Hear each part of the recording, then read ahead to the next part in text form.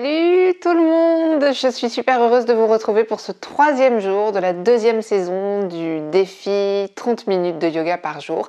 Et j'ai appris par certains de vos messages qu'il y avait également des futurs papas qui pratiquaient ce défi. Et ça m'a fait super plaisir d'imaginer ça, d'imaginer des hommes en train de participer auprès de leur compagne, peut-être même tout seul, à ce défi et donc merci, c'est vraiment cool, ça me fait, je l'ai déjà dit, ouais, ça me fait plaisir.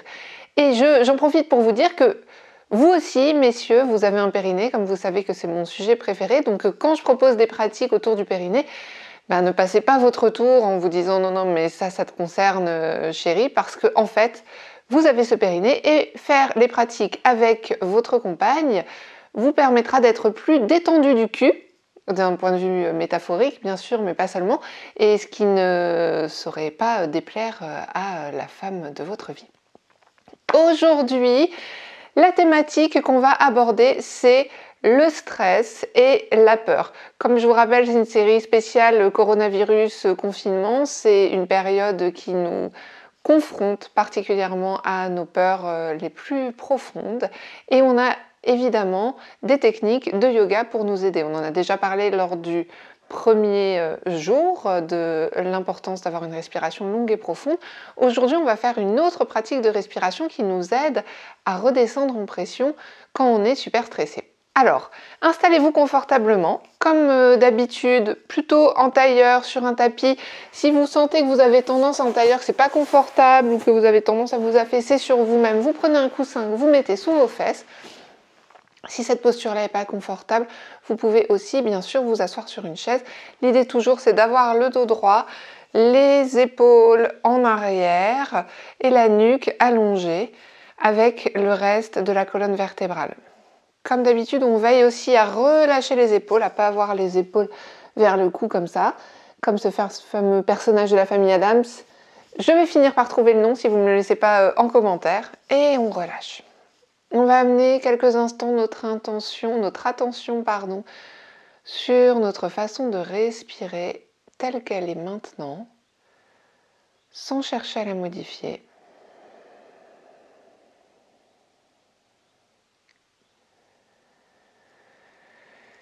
Si c'est le moment où les pensées continuent à être très agitées sur ce que vous allez faire peut-être après, ce que vous avez fait avant, simplement choisissez de ne pas alimenter ces pensées, de ne pas rentrer en discussion avec elles, vous les laissez passer. Comme quand vous écoutez quelqu'un qui vous raconte sa vie et genre c'est vraiment pas intéressant et que vous laissez ça un peu passer. Faites pareil avec vos propres pensées.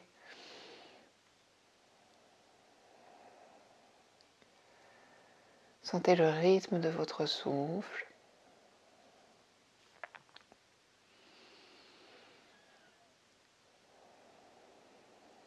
Sentez si vous marquez des pauses entre l'inspire et l'expire. Entre l'expire et l'inspire.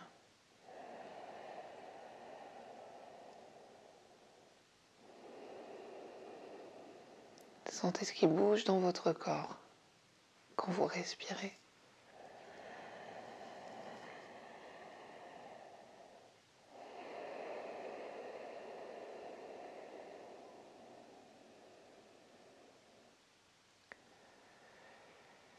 On va pratiquer une respiration issue de la tradition du Kundalini Yoga qui est particulièrement efficace quand on est pris dans un tourment de pensées qui nous font super stresser. Vous savez comment ça marche, on commence à penser à un petit truc qui nous stresse un peu, on y pense un petit peu plus, ça prend de plus en plus de forme et puis il y a une sorte d'effet boule de neige d'un seul coup qui se crée. Et ce problème qui à la base était juste une pensée un peu stressante, comme ça devient de plus en plus massif, de plus en plus gros et ça devient presque impossible à arrêter en fait. Si on essaye de trouver des solutions rationnelles, ça ne marche pas. Donc le yoga nous apprend à revenir au corps, à revenir à la sensation, pour un peu comme si on changeait de route en fait, tout simplement. Donc cette respiration, ça va être une respiration en 8 temps par le nez. Comme si vous preniez 8 sniffs par le nez.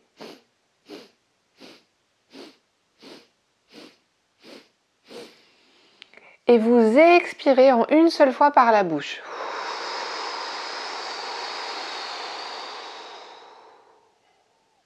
Comme si vous voulez vraiment vous vider de tout votre air.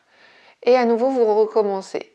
8 sniffs par le nez. Donc au début, ça peut être un peu, au bout de 6, on peut avoir l'impression d'être en bout de course. Donc trouvez ce qui fonctionne pour vous, pour avoir ce bon rythme, pour faire 8 sniffs, pour vous remplir les poumons d'air en 8 temps.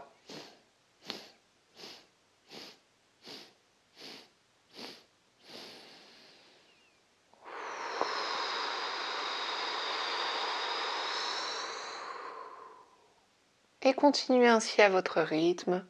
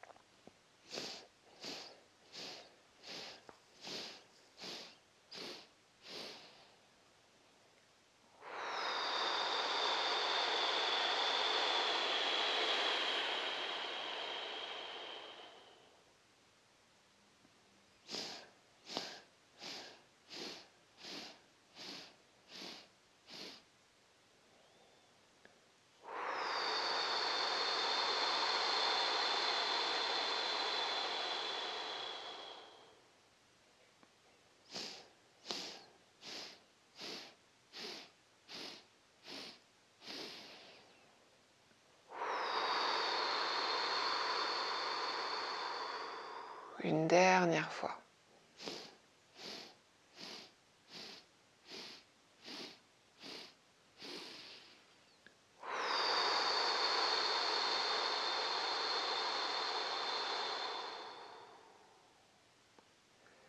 Prenez à nouveau un temps pour une respiration normale, pour sentir comment vous respirez maintenant, pour sentir si ça a changé quelque chose en vous ou pas.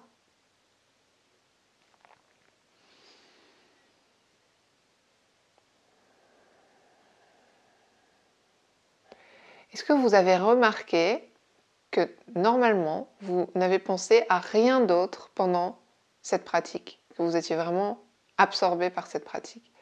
En fait, si elle a un effet si puissant pour annuler le stress, pour contribuer à réduire le stress, c'est parce que déjà, il y a une oxygénation très profonde du fait qu'on se remplit vraiment en 8 étapes d'un air frais.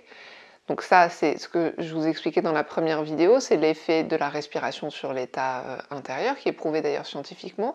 Mais il y a aussi le fait que comme votre mental est tout à fait occupé à compter jusqu'à 8, c'est comme si vous lui donnez un truc à faire. Donc votre mental, au lieu de divaguer dans ah, je vais mourir du coronavirus » ou quelle que soit votre source de stress qui vous met en PLS, votre mental, il est occupé, il a une tâche et en fait, il a besoin de ça. Notre mental, on peut le mettre au service de plein de choses différentes. On peut le diriger vers des pensées qui nous stressent, qui nous font peur. On peut le diriger vers des pensées qui nous soutiennent.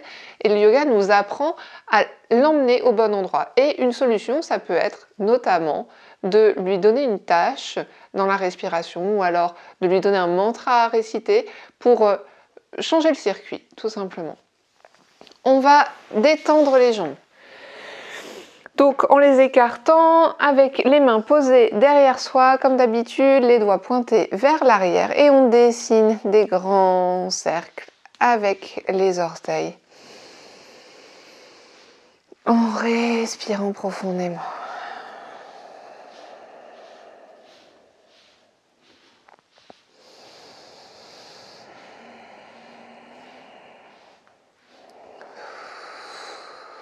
Vous pouvez expirer par la bouche si ça vous fait du bien.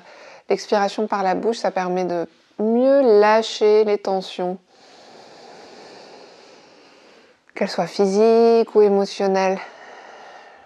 Et puis on relâche, on va faire un peu les essuie-glaces. Donc vous voyez, là vous voyez juste le haut de mes orteils passer. Donc on va, comme si nos jambes étaient des essuie-glaces, on les fait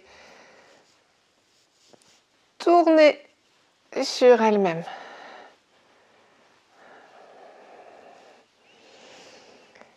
Ouais, super.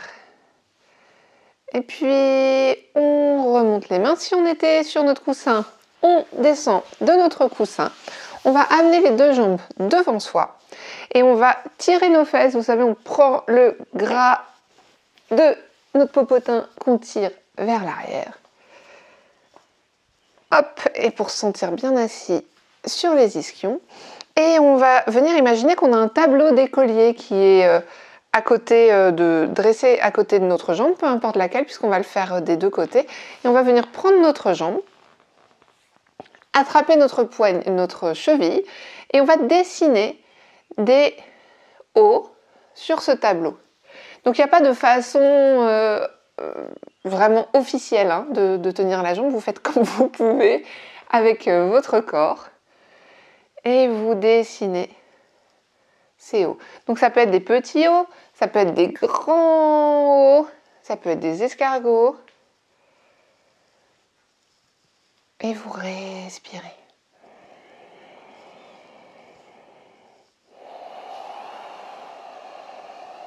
Essayez d'allonger ce souffle. Et si les pensées viennent vous chercher, à nouveau, vous leur répondez pas, tout simplement. Et vous allez voir que peut-être qu'elles retapent à la porte en vous disant « Si, si, je t'assure, c'est vraiment le moment de penser au poulet rôti. » Mais en fait, si vous répondez pas, au bout d'un moment, elles se lassent. Ça peut être un long moment, c'est vrai. Mais à force de pratique, c'est de plus en plus court. Ok. Et on va prendre notre jambe comme si c'était un gros bébé. Donc, on entoure le pied, on entoure la jambe. Et on va venir bercer ce gros bébé. Alors, c'est là pour ceux qui font ça, pour celles qui font ça en couple, que vous regardez d'un œil suspicieux votre compagnon ou votre compagne pour savoir s'il est comme ça avec sa jambe. Ça va peut-être un peu vous inquiéter. Donc, on y va avec tendresse pour soi.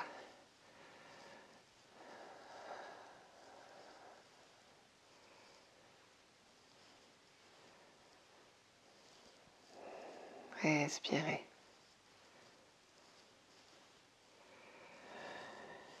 Et puis on va venir déposer la cheville sur le haut de la cuisse. On a une main qui est posée sur la cheville ou sur le pied et l'autre qui est sur le genou. Et on vient bercer dans ce sens-là, doucement. Toujours en respirant. Lâchez, lâchez, lâchez.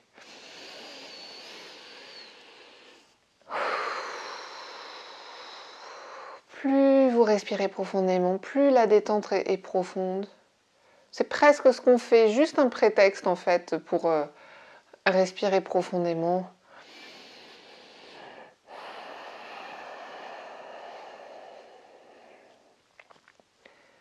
Super. Et on relâche. Et on prend un temps pour sentir avec les yeux fermés les différences de sensations entre les deux jambes. Est-ce qu'on a l'impression qu'on a une jambe plus courte que l'autre, ou plus lourde, ou plus déposée sur le sol, ou moins déposée? Sentez, il n'y a aucune bonne réponse, tout est bien, c'est simplement cette attention à vous-même de qu'est-ce qui est différent, comme si vous scanniez votre jambe de la hanche jusqu'au bout des orteils. Et si vous comparez avec l'autre, qu'est-ce qui est différent suite à cette pratique?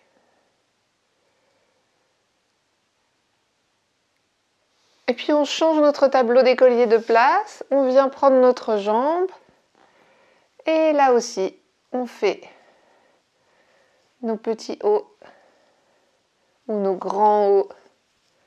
On se met le pied derrière la tête, quoi, à la base.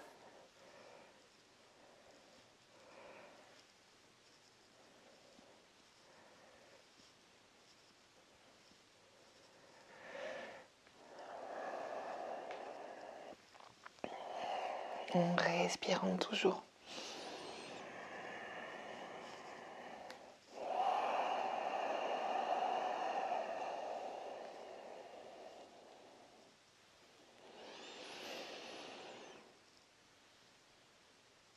Et puis on va prendre notre grand bébé et on va le bercer.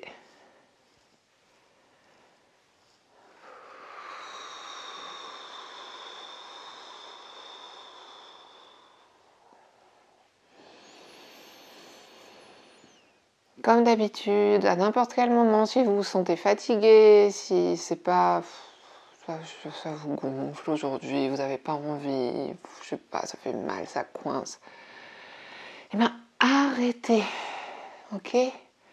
Surtout, aucune pression envers vous-même, aucun tu devrais faire ceci, tu devrais faire cela, tu devrais y arriver, c'est pourtant pas compliqué. Vous voyez, tous ces trucs qu'on peut se raconter pour se fouetter comme un âne, eh ben, on arrête.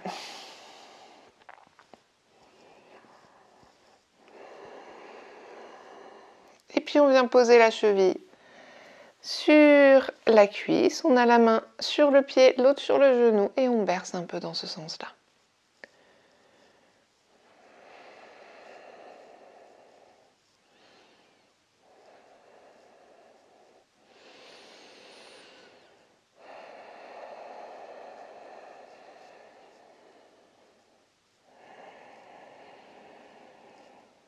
Et on relâche. Super. On agite un peu les jambes, on va venir les tapoter avec gentillesse.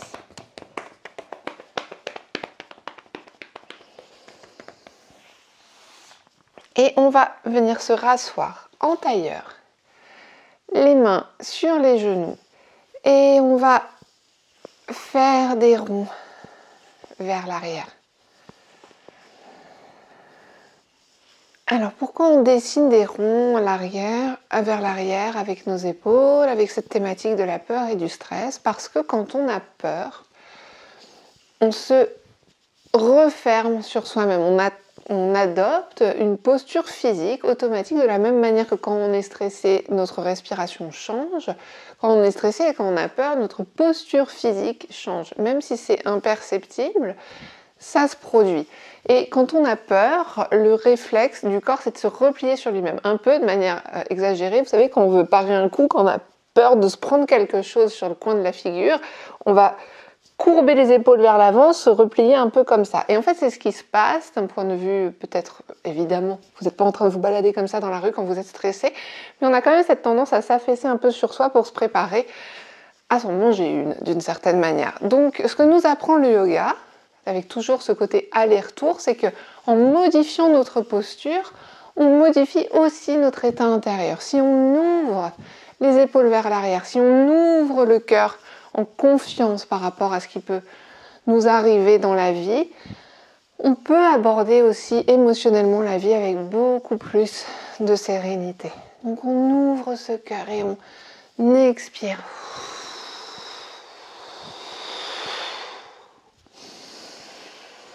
On lâche, on lâche, on lâche.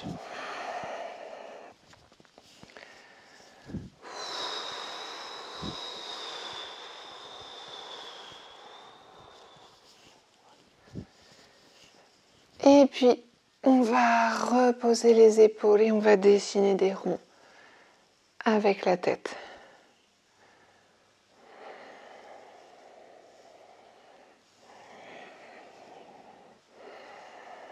Comme si on voulait rapprocher l'oreille de l'épaule, le menton de la poitrine, l'arrière de la tête des omoplates.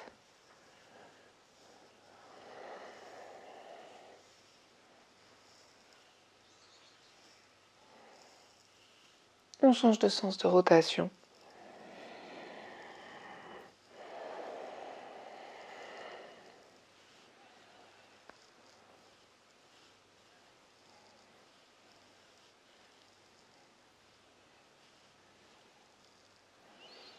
Et on ramène la tête au centre. On inspire une fois profondément au centre. On expire.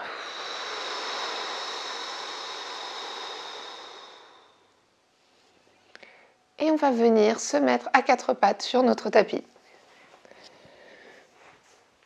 Je ne vais pas vous surprendre en vous proposant de venir en position de la table comme d'habitude avec les mains alignées sous les épaules, le même écartement pour les genoux comme si vous étiez une table basse super canon et super sympa. Et on va inspirer, on creuse le dos, on lève le front vers le plafond.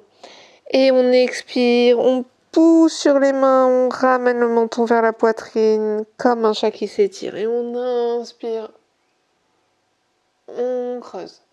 Et on expire, on pousse.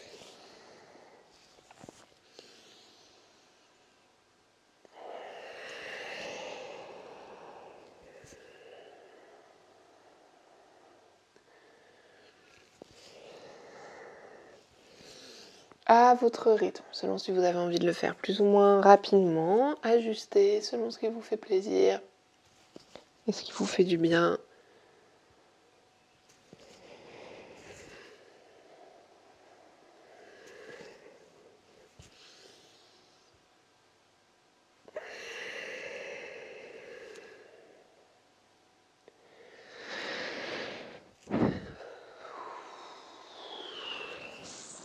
Et on revient au centre et on va venir marcher avec nos mains comme si on voulait venir dire bonjour à nos fesses. Hey, salut! Et on marche avec nos mains dans l'autre sens pour aller dire bonjour à notre autre fesse. Salut toi! Et on alterne comme ça, un côté puis l'autre. Sorte de salutations diplomatiques qui n'en finissent pas.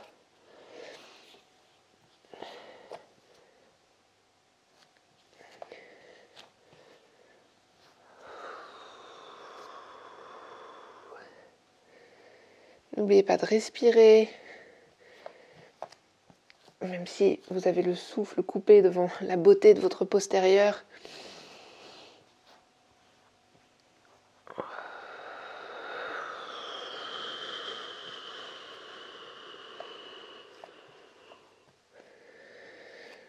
Un dernier petit coucou de chaque côté.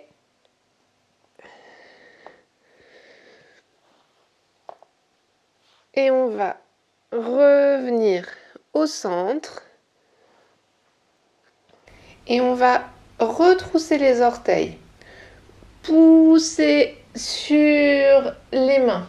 Marcher avec les mains vers les pieds.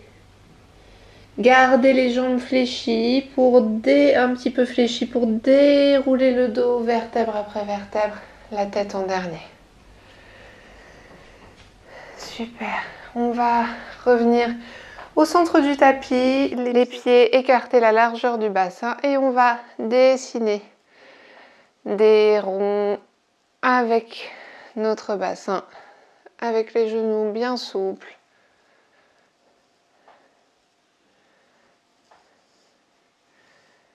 Et on va imaginer qu'on trace un signe de l'infini ou un 8 autour de nos chevilles avec nos hanches.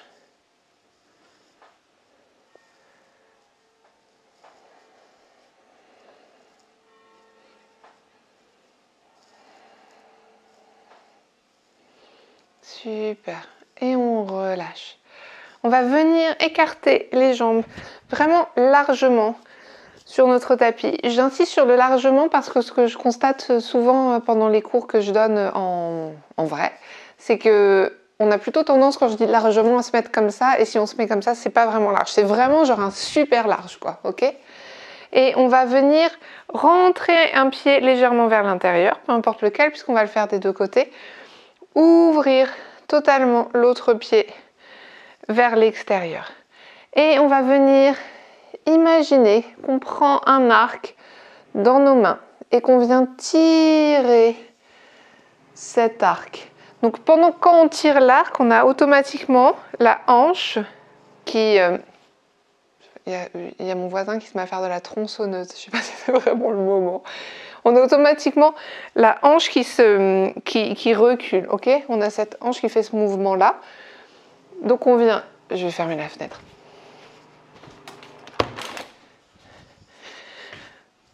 Donc on vient tirer cet arc. On a le bras arrière qui est aligné avec le bras avant, la main sur l'épaule. On imagine vraiment ce mouvement d'étirer, comme s'il y avait vraiment un arc dans nos mains et qu'on doit exercer, qu'on doit pousser la main avant vers l'avant, tirer la corde de l'arc, j'imagine, vers l'arrière. La vraie pro. Et on vient descendre sur le genou. Et pourquoi je vous ai dit d'ouvrir vraiment largement?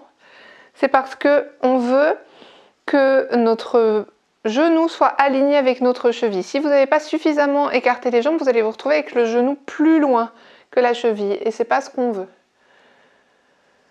Et on respire.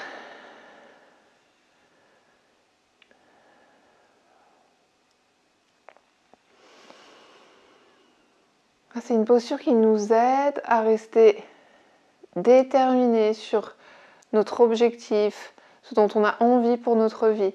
Donc si vous sentez que vous avez vraiment de la peur actuellement dans votre vie ou du stress, essayez d'amener toute votre attention vers un objectif de sérénité, de paix intérieure.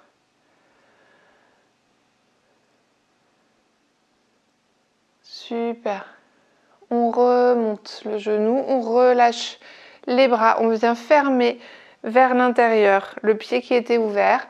On ouvre totalement l'autre vers l'extérieur. On vient prendre notre arc. On tire notre arc. On fait vraiment ce mouvement de tirer vers l'arrière, pousser vers l'avant les mains et on descend sur le genou. Et on respire profondément et à nouveau, on fixe cet objectif de paix intérieure, de sérénité.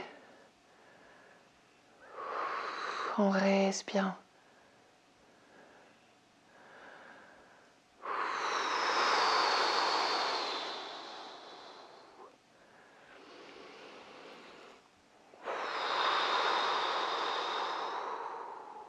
Et on remonte la jambe, on relâche, on resserre.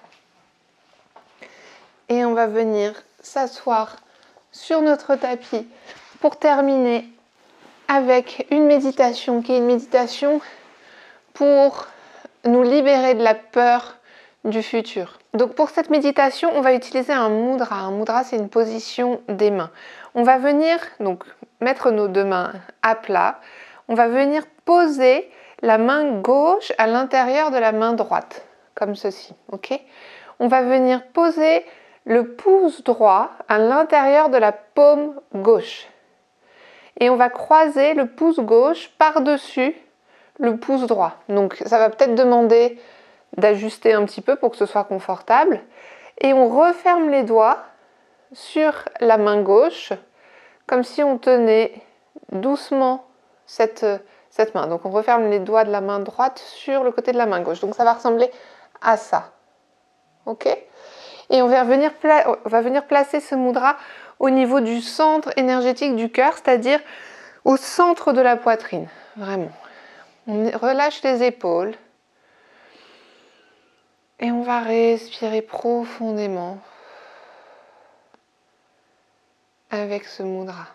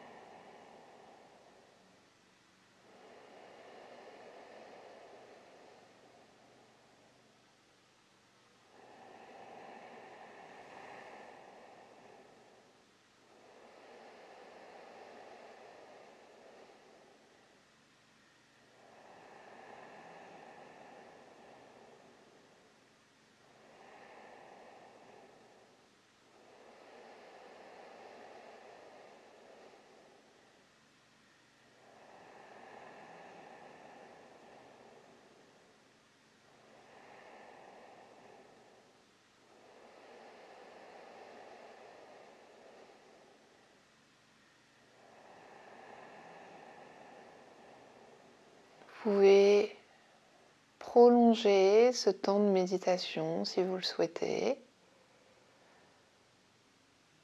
Et moi, je vous dis à demain pour